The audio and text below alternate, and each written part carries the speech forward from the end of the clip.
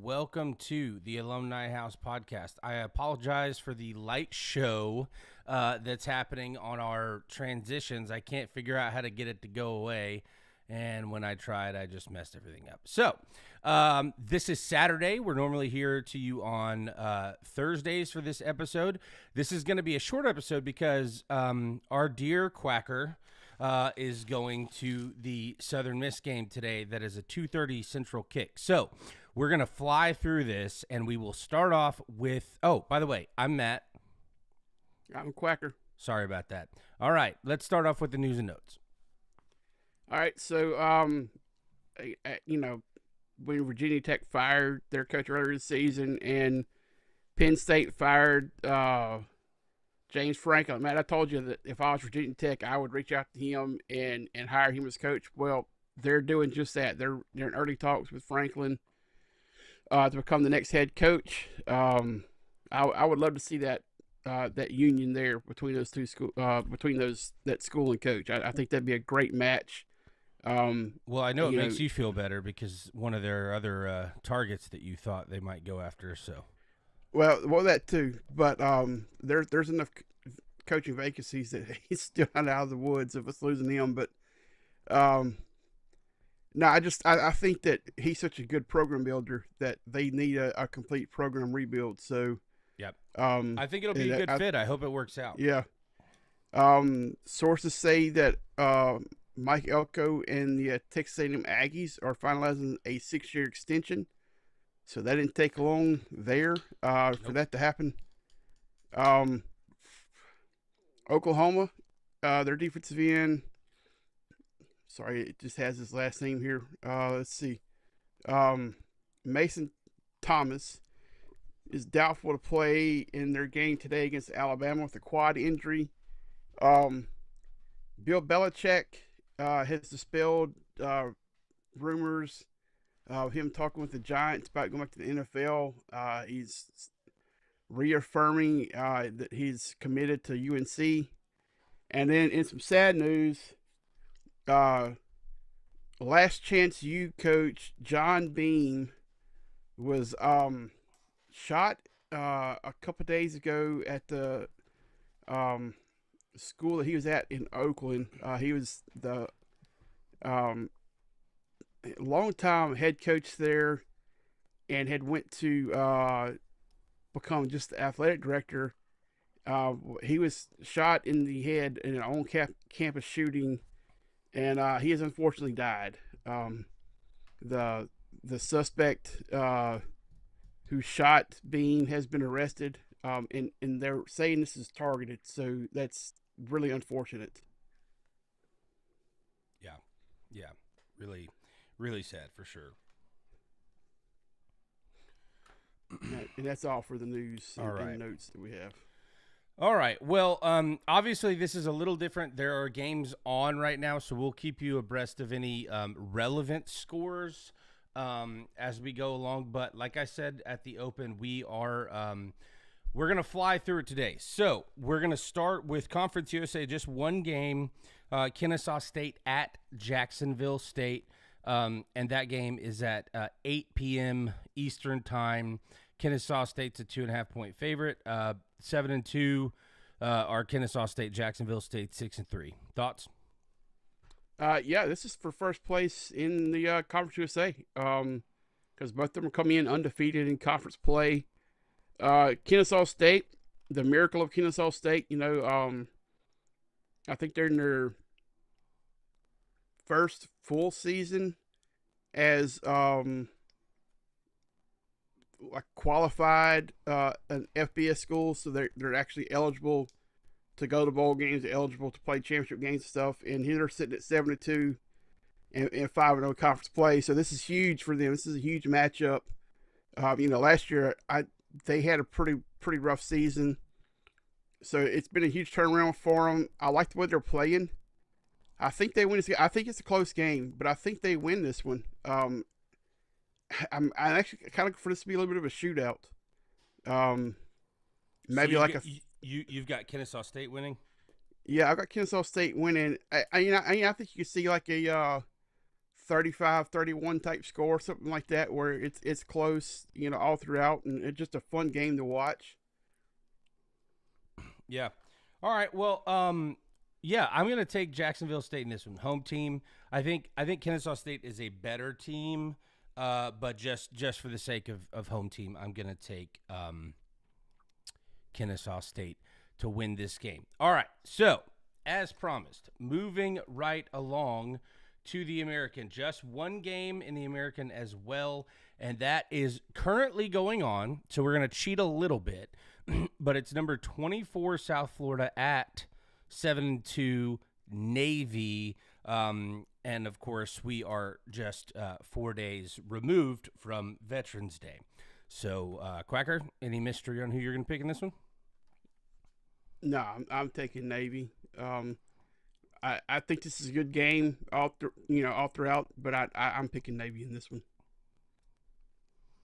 Okay, and I am going to take the Bulls to win. And currently, Navy is up 7-0.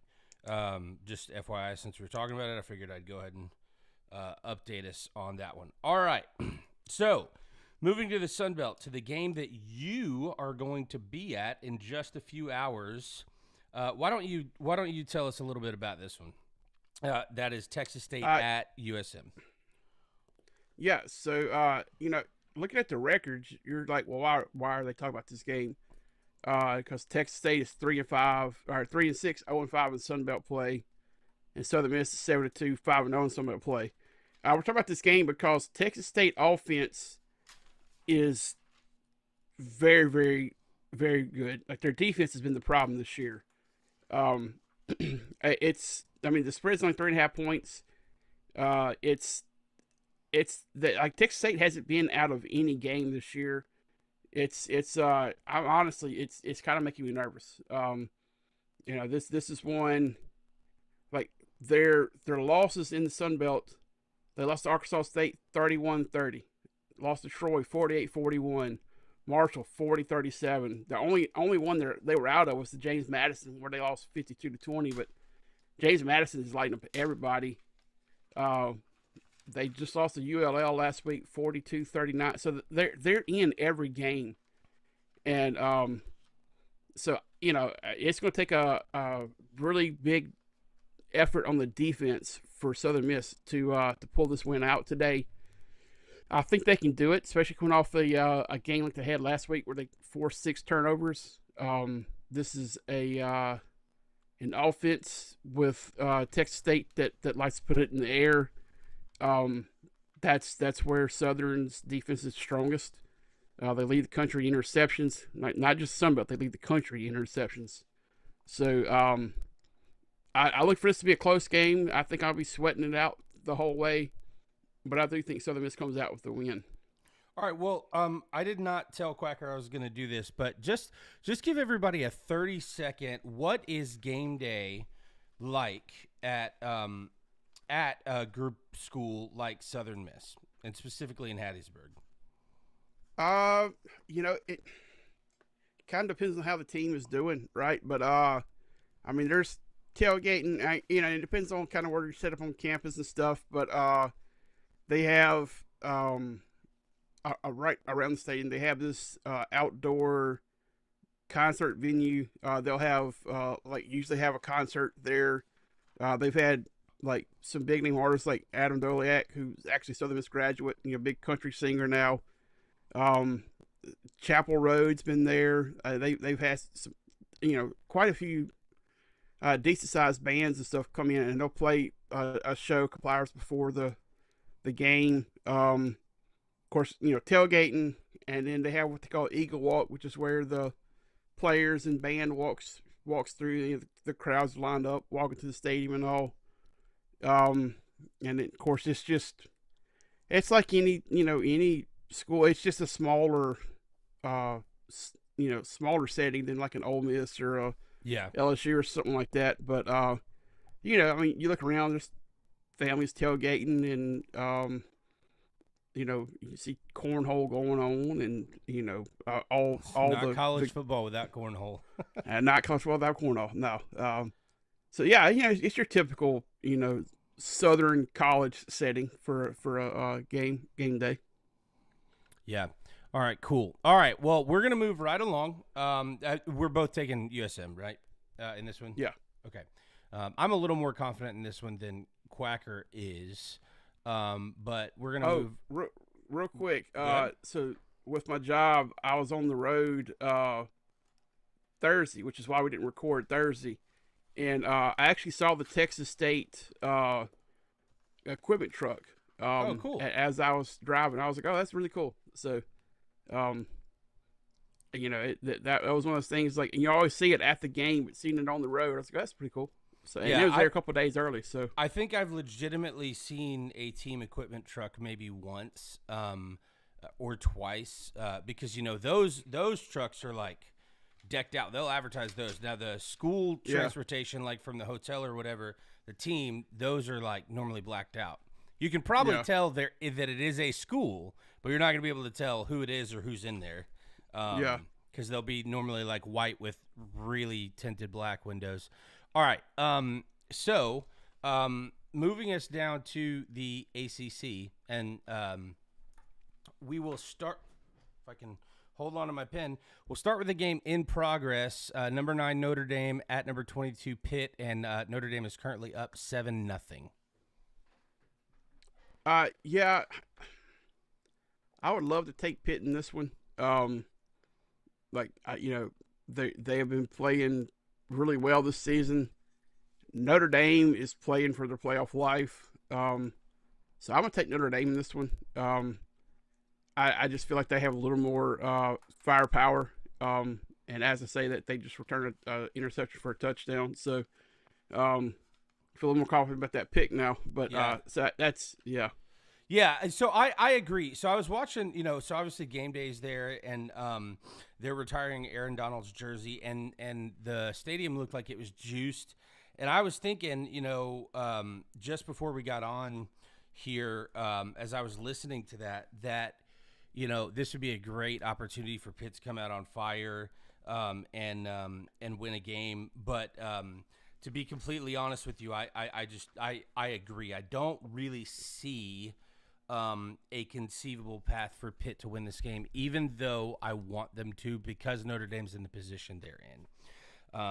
So you and I are in agreement on those two, USM and Notre Dame winning the game. Next is one of the interesting games. By the way, if you didn't watch last night, and Quacker, was kind of laughing about this last week, but nobody wants to win the ACC, and we got more of that last night because number 15 Louisville lost to Clemson. And I'll have to look. I think that was in Clemson. We'll talk in detail.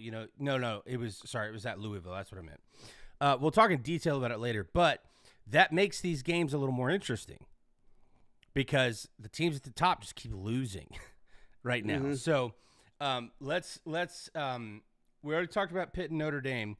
So what are your thoughts on the enigma that is NC State going to the enigma that is Miami? Yeah, NC State is such an inconsistent thing. Like, they've beaten teams this year that are really good teams, and they have lost to some teams that you're like, why are they losing? To this team. Miami. It's been the Carson Beck turnovers that has gotten them. He started out really good this season, and he's kind of reverted back to last year's Georgia version of Carson Beck. But if he can turn it around today, I mean, they're 14.5-point favorites. I really want to pick NC State in this game, but I just don't have the nerve to pull that trigger because I don't know which NC State's going to show up. I feel like the good NC State's going to show up, but this Miami team has got so much firepower on both sides of the ball. I can't pick NC State for this one, so I'm sticking with Miami. But man, I would love to pick the upset on this one. I can't. Yeah, I agree. I would love to pick the upset as well, but I don't have the nerve. I've got to stick with Miami on this, and but I could see NC State coming out with their hair on fire and winning the game, but I just don't know that that's necessarily going to happen. Now that Miami's got 2 losses, all the Miami fans, they're not juiced anymore. Like that stadium really is only. I don't know that it's ever intimidating, but it's really only ever electric if they're like 9-0 and top 3 or whatever. So I don't expect it to be an imposing environment. So I do expect NC State to come out swinging, but I expect Miami to win the game. All right, last game, an interesting game. Last game in the ACC is number 19 UVA headed to Duke. UVA's on a little bit of a slide. What are you thinking here, Quacker? Yeah, it's they've lost one like the last game, right? Was the only one they've lost. Yeah, but they were Forest. Flirting with losses before that. So yeah, they were. I think Virginia's gonna come out in this one knowing what they have to play for. I mean, Duke is right there behind them as far as like they've only got 1 loss in conference. And Duke's actually the favored pick in this one. I think Virginia comes out and wins this one, but I am not super confident in that pick because like this Duke offense is really good. The Duke quarterback,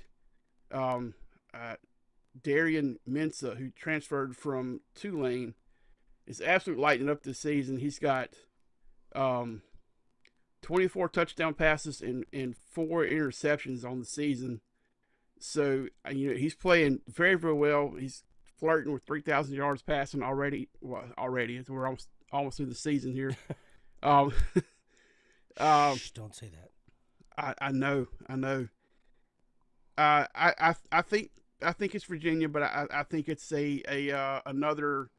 They're flirting with losing the whole time. If Duke wins, I won't be shocked. But just because Virginia needs this to keep their playoff hopes alive, I think they play just a little bit harder. Yep. Here's the thing. I think Duke's going to win the game. However, I'm going to pick Virginia because I do think there is a possibility that they come out and say, all right, we fooled around and we got complacent and it bit us, in the backside. And I have a fondness for Virginia. I have a good friend of mine who's a big NFL fan who doesn't like college football very much. And so we were talking and I was like, we need to find you a football team, a college football team. He's like, nah, I don't know about this and that. And I was like, all right, well, you don't want to be a homer and just pick Alabama or whatever. I was like, what about Virginia? And this was before the season started. I was like, they're decent team. They're not the best team in the country or best program in the country, but they're fun. And then they've had a great year. So I've been following them all year for my buddy who is still reluctant, but he doesn't know it yet, but he's going to become a diehard UVA fan. So I'm going to pick Virginia to win. So we are in agreement on that. Yes? Yeah. So, all right. So we are in lockstep on the ACC. Moving to a really perplexing game in the SEC. Number 10, Texas going to number 5, Georgia. And I've seen a lot of smoke and a lot of people unhappy with the fact that Texas is ranked as highly as they are. because they lost to Florida and they didn't look very good in the beginning of the season. I get all that. But one thing you have to remember is nobody's questioning Ohio State. Well, this Texas team went to Ohio State the first game of the year and lost a very close game. It wasn't a good game. It was ugly, but they didn't get blown out. Mm-hmm. They did take that lump at Florida. Now, until last week when Florida got the doors blown off by Kentucky, and you could tell, obviously, they'd given up on the season, they were competitive in every game they played this year, including against A&M, who I think is the best team in the country. So, Florida won a game at home against a good team. Florida's better than their record. Texas, I think that loss looks worse than it is. Georgia looked really good against a Mississippi State team last week that I feel like has been criminally underrated all year. I mean, Georgia just beat them silly. Mm-hmm. So this is an interesting game because Texas just had their bye week. Georgia had theirs a few weeks ago. Does that momentum that Arch has had in the role he's been on continue and get better, or does it stall from the week off? So what are your thoughts? I don't think his momentum stalls. I think he's finally starting to turn that corner. He's been playing a lot better the last couple of games. He's set career highs in passing in the last 2 games. Both of these teams have legitimate defenses. I think this is going to be a really good, a really close game all throughout. I think Texas wins this one. But I feel like it's going to be one of those. It comes down to the end. Like it's not going to be a blowout either way. Georgia hasn't really been blowing teams out this year. Neither has Texas. So I feel like Texas wins it, but I feel like it's one of those. It's a dogfight all throughout. It's not going to be an easy win for either way. But give me the horns. All right, here's the thing. I feel like Georgia is going to win this game.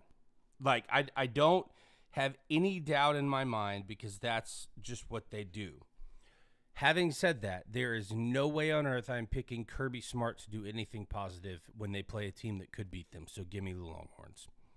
That's it. I think Georgia's going to win. I think they're a better team. I think Kirby Smart does just enough to win games, and they always seem to have games that matter at home. So give me the Longhorns to beat the Crybabies. Real quickly, in a SEC game that I didn't really figure would be anything, South Carolina is currently beating Texas A&M 10-3 in the first quarter. Yeah, we'll see how long that lasts. Yeah. Now that would be crazy. That would be crazy because A&M was expected to be a good team. They weren't expected to be a great team, but South Carolina was, and their seasons have been polar opposite of one another. So, all right. So, moving to our last game, number 11, and this I think is going to be the best game of the day. Number 11, Oklahoma, going to number 4, Alabama, who has righted the ship and got things back on track after a disappointing start to the year at Florida State. Right now, we're about to do our picks in a minute, and I can tell you I don't know who I'm going to pick in this game. I lean Alabama, but I really don't know because I can see Oklahoma coming out, fired up, juiced up, ready to go. So, what do you think? With this being a home game, I really feel like Alabama comes out and wins a shootout of a game. They're playing so well right now, and Oklahoma they've been improving over the last few weeks. I want to pull up their seasons. Let's see. Yeah, I mean the only loss they lost to Texas. That was a bad loss, but that was right after John Mateer was coming back from that hand injury. I mean, he still actually was probably a little injured plate when he came back. And Texas had just lost to Florida, so they were fired up. Yeah. Bitter rival. So, that's kind of one that just kind of throw that out. They took care of South Carolina, which most people have this year. They had a shootout sort of with Ole Miss. Lost that game, but it was a good game all throughout. And then they went to Tennessee last week and won a good game there. So they've been a little up and down. I really feel like this is going to be maybe their last loss of the season here. I think Alabama wins it. I mean, I think it's a good game, but I think Alabama wins comfortably. 10 plus points, but it's not one that they're ever just completely out of. Yeah. Yeah. I think you're right. And I think I'm going to go opposite. I think I'm going to go Oklahoma. Okay. Like, I don't disagree with anything you just said, but I just think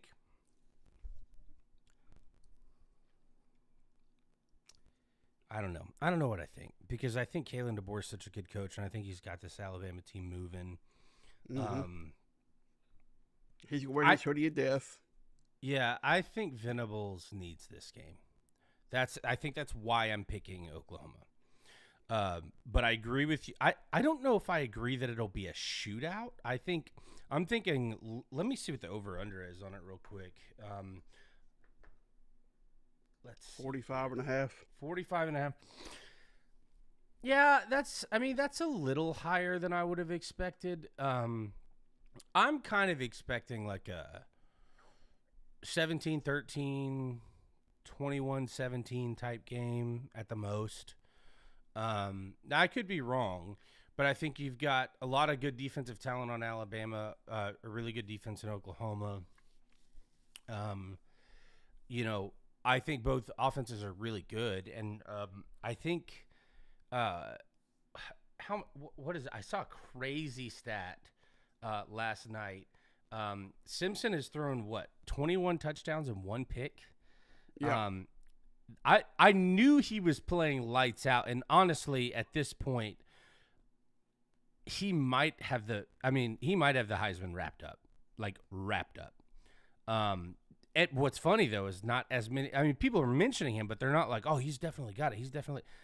I'm looking at his numbers, and I'm thinking, dude, like, he's thrown for almost 2,500 yards. He'll eclipse that today. 21 touchdowns, 1 interception. That is an awesome ratio, by the way. Mm-hmm.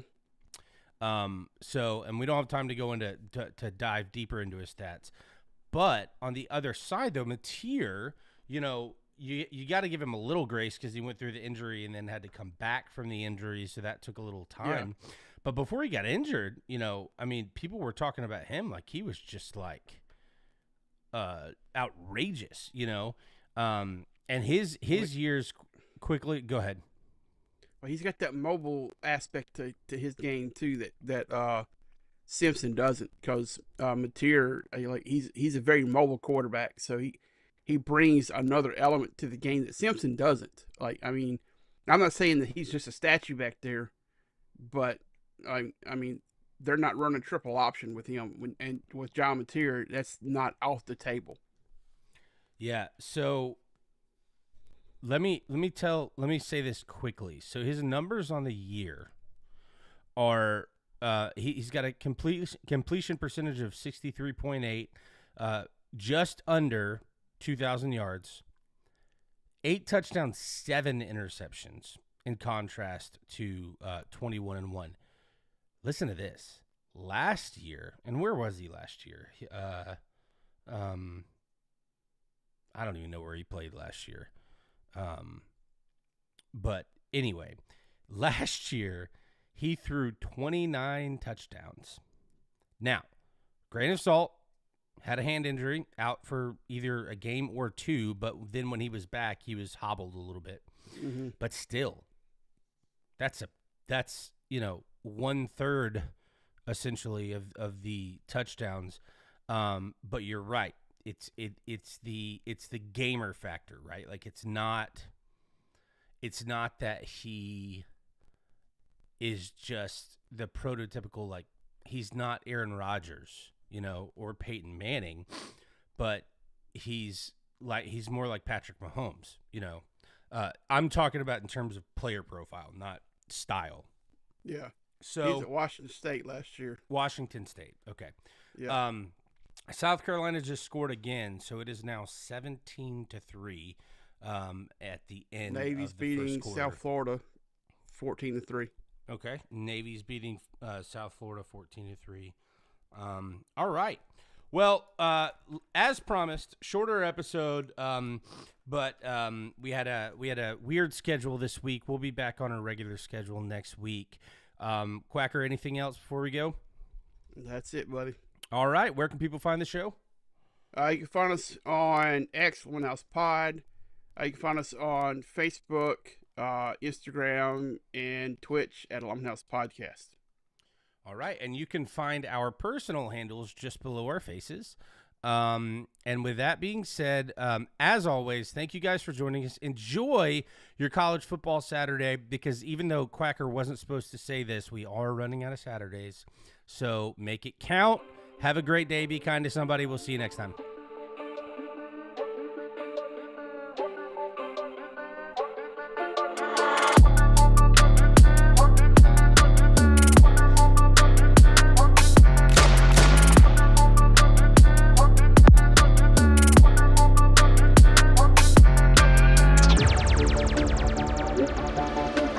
We'll be right back.